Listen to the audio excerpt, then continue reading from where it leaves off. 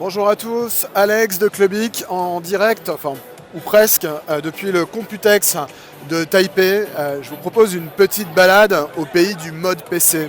Alors le mode, je ne sais pas si ça parle à tout le monde, c'est cette pratique qui consiste à dire qu'un PC, ça ne doit pas être une tour grise ou noire, moche, simplement en plastique ou en métal qu'on va cacher sous son bureau. Mais au contraire, que ça peut devenir un objet d'art. Ici, on parle vraiment d'art, dans lequel on va mettre tout son savoir-faire et dans lequel on va chercher à mettre en valeur voilà, à la fois un univers, un état d'esprit, et puis évidemment les composants qui constituent la configuration. Donc là, on est chez Thermaltech, qui organise en fait, là, sur cette édition 2016 du Computex, un concours de modeurs. Donc ils ont fait venir une douzaine de modeurs reconnus de tous les pays. Il y a un ou deux Français dans le lot. Et voilà, ils les font s'affronter dans un concours et ça donne lieu à une petite galerie d'exposition que je vous propose qu'on balaye voilà, très rapidement. Et puis je reviendrai plus largement sur le sujet des modes dans une galerie photo sur Clubic parce que j'en ai déjà vu beaucoup d'autres sur d'autres stands et il y a des choses qui sont vraiment très très chouettes à voir. Donc là par exemple, on a un mode qui est signé de Mathieu Heredia, donc qui est un Français, et qui, alors évidemment ici, tous utilisent des boîtiers Thermaltech, puisqu'ils sont sponsorisés par la marque. Mais en tout cas, voilà ce que ça donne, un design donc léché, comme vous le voyez, aux petits oignons. C'est-à-dire que quand on fait un mode, bien sûr, on va utiliser donc un water cooling avec ce qui a énormément le vent en poupe en ce moment, c'est les tuyaux rigides et du liquide opaque coloré. Donc voilà, ça permet de créer ces univers de couleurs. Bien sûr, on retrouve des néons, des nappes super travaillées et des composants dont les couleurs ont été harmonisées. Mais il y a aussi toujours beaucoup de travail au niveau du boîtier. En général, le modeur va vraiment chercher à s'approprier la plateforme. Donc par exemple, il va user de la Dremel, découper du plexi, peindre et autres pour partir de la trame de départ qui finalement est commune à tous et puis en sortir sa vision du PC. Et donc là on est sur je vous ai montré des choses assez sobres, assez standards.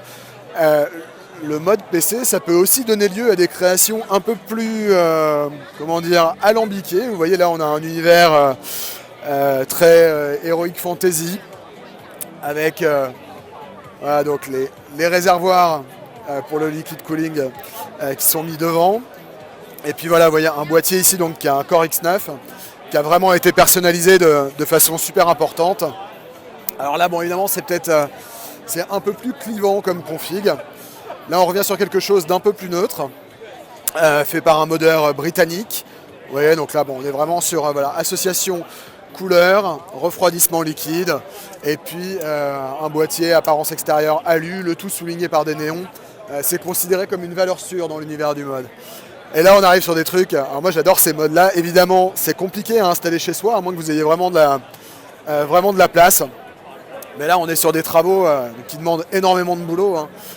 C'est pas du tout trivial de monter une machine comme ça, parce que l'idée c'est vraiment de la construire de A à Z. Donc là voilà, on a les canons de la mitraillette,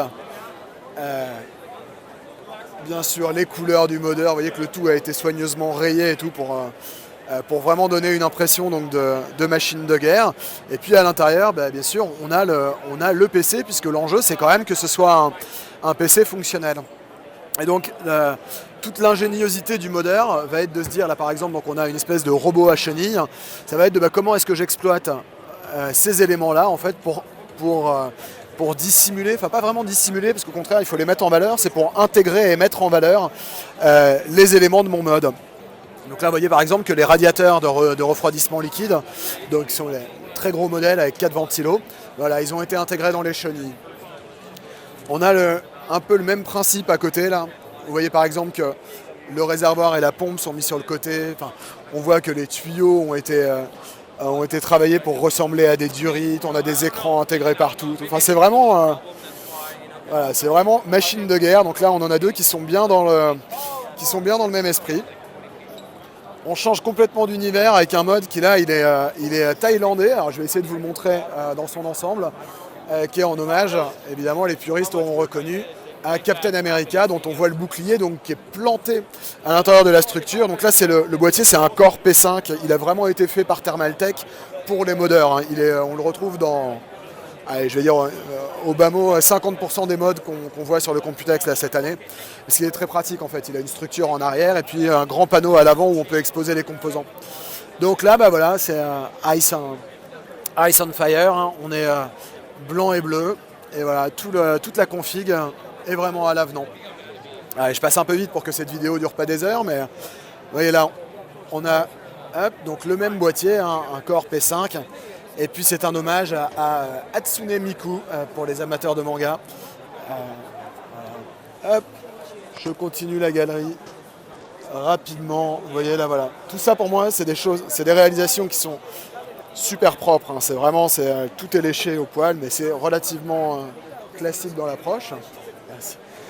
Allez, avant de vous laisser, je veux dire, il y aura sur Clubic beaucoup plus d'exemples. On termine avec cette espèce de monstre qui est en fait une combinaison de modes. Je ne sais pas si vous vous souvenez, l'an dernier, je vous avais fait une vidéo du boîtier bureau Lianli.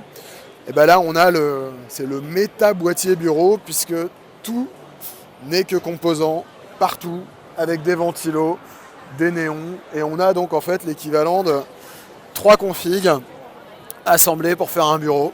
Alors c'est un peu flashy, c'est pas aussi économique qu'un bureau Ikea, mais évidemment, si vous voulez briller au Computex, ça a un peu plus de gueule. Voilà. Allez, je vous dis au revoir sur celle-ci. Je vous donne rendez-vous sur Clubic pour la suite des actus du Computex et pour, je vous dis, une galerie d'images de tous les modes les plus insolites qu'on a vus et qui promet d'être assez conséquente parce que j'en ai vu beaucoup. Portez-vous bien, à bientôt, salut.